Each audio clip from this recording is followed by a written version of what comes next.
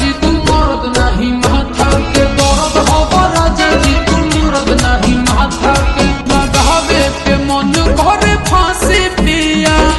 छूटे न तोहर बदमा से पिया देखे तलाक मन करे तो होके ले लिया समझा के कासे पिया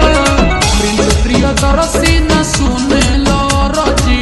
जनली शिवानी भइल गाढ़ फरजी देवी लगरी न करद परद हब राजा जी